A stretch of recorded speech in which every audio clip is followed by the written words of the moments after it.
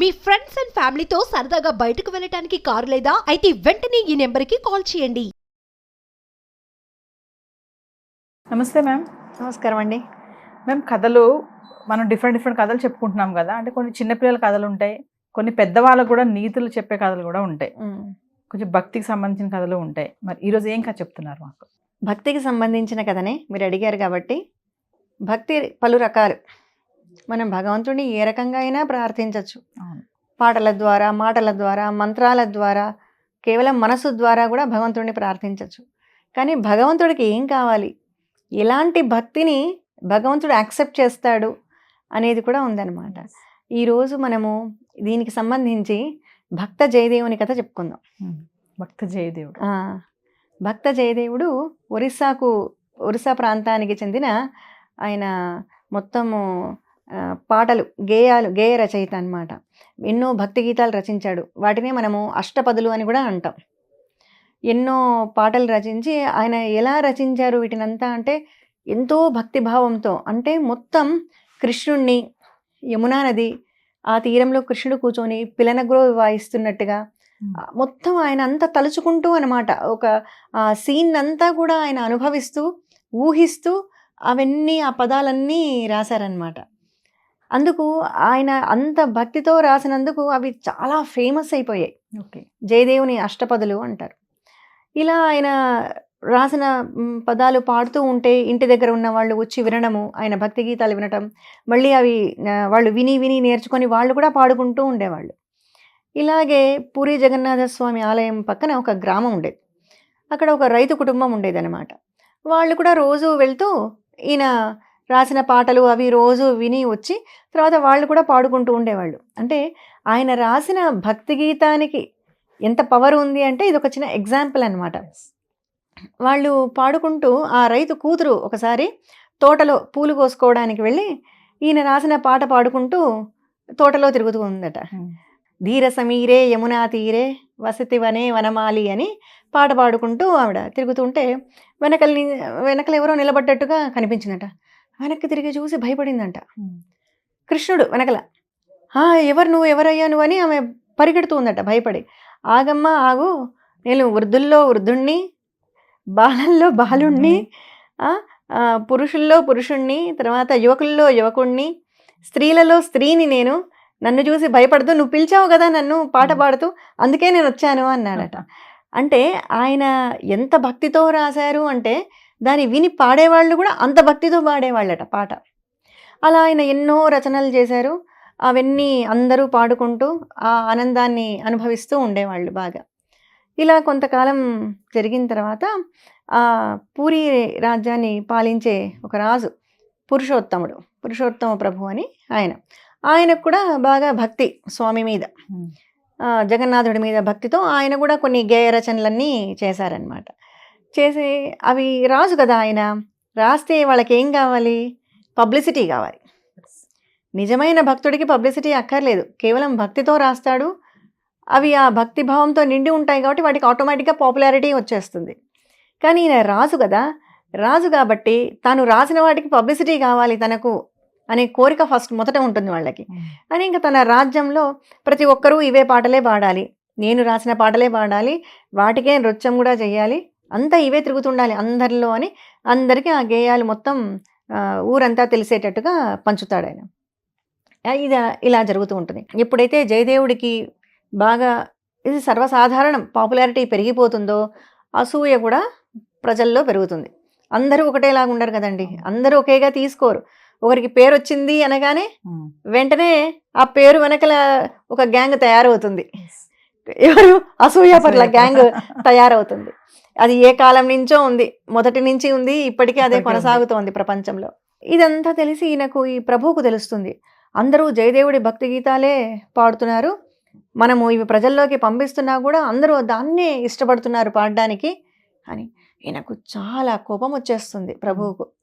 ఇదేంటి, నేను రాజును, నేను రాసినవే పాడాలి ఎవరైనా కానీ, ఎలా పాడతారు వేరే వాళ్ళు రాసినవి, జయదేవుణ్ణి పిలిపించండి అంటాడు. జయదేవుణ్ణి పిలిపిస్తారు. అడిగితే నీ శిష్యులు ఊరంతా ఉన్నారు, నీ శిష్యులు పాడుతున్నారు, నువ్వు వాళ్ళను స్టాప్ చేయాలి, కుదరదు పాడడానికి అంటాడు. స్వామి నాకు ఏ శిష్యులు లేరు, నేను ఒక్కడే పాడుకుని ఉంటాను, నాకెవ్వరూ లేరు అని చెప్తాడు.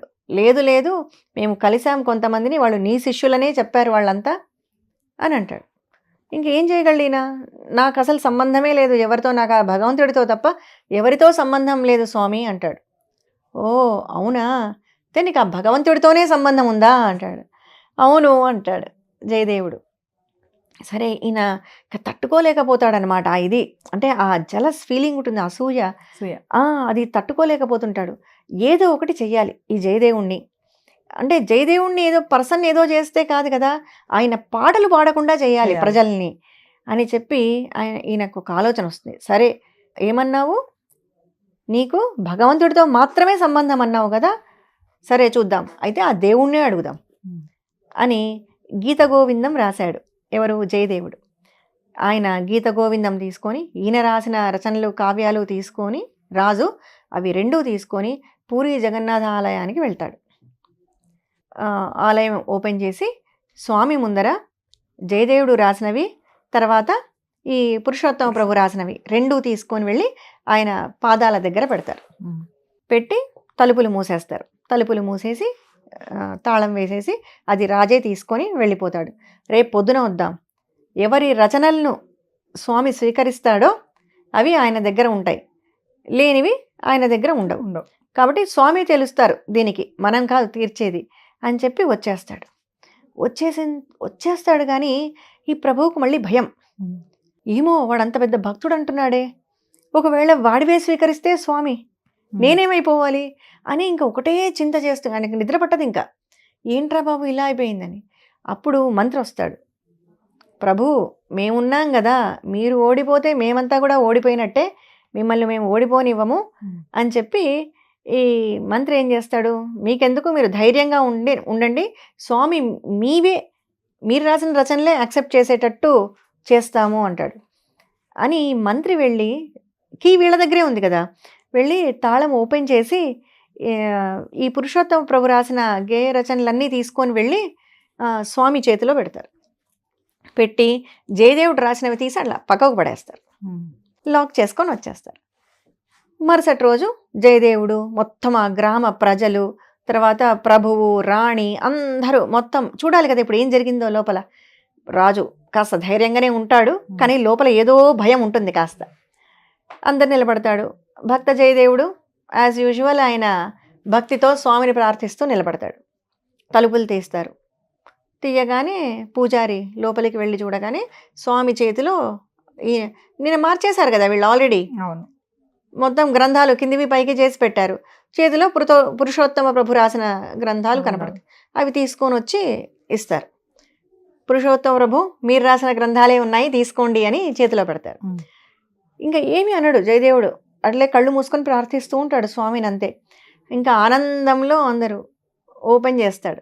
ఓపెన్ చేస్తే లోపలంతా జయదేవుడు రాసిన అష్టపదులు ఉంటాయి. పైన కవర్ మాత్రమే పురుషోత్తముడిది ఉంటుంది, లోపల అన్నీ జయదేవుడివే ఉంటాయి అన్నమాట. అప్పుడు ఆయనకి కళ్ళల్లో నీళ్ళు వచ్చేస్తాయి. భగవంతుడిని మోసం చేయలేం మనము, ఆయనే నిజమైన భక్తుడు ఆయనే.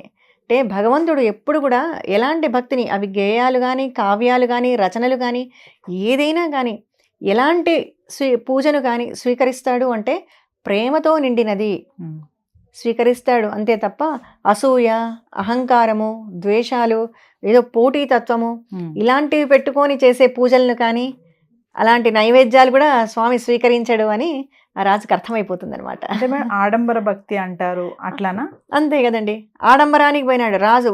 నేను అవి చేసి ఇవి చేసి, నువ్వు గోల్డ్లో చుట్టి పెట్టావా, గోల్డెన్ రేకుల మీద రాసావా కాదు కదా ఆయన కావాల్సింది, నువ్వు ఎంత ప్రేమతో ఇచ్చావు అనేదే భగవంతుడు చూస్తాడు. అది ఆయనకు కనువిప్పు కలిగి తర్వాత ఆయన కూడా ఈయన రచనలు ఈయన గేయాలే పాడుకుంటూ అలా కాలం జరిగిపోతుంది అనమాట. Thank you madam. నమస్తే.